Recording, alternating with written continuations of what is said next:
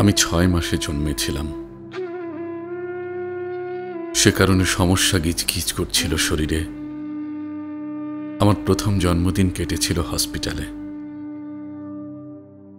প্রথম স্কুলে যাবার কথা মনে নেই।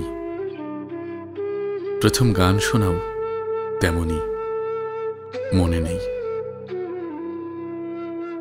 প্রথম কবে থেকে ফুল পাখি প্রজাপতির রং মনে ধরেছে তাও মগজে নেই। জীবনে প্রথম খেলাধুলা সেটিও মনে করতে পারছি না। প্রথম কবে কান্না হাসি তাও মনে পড়ছে না।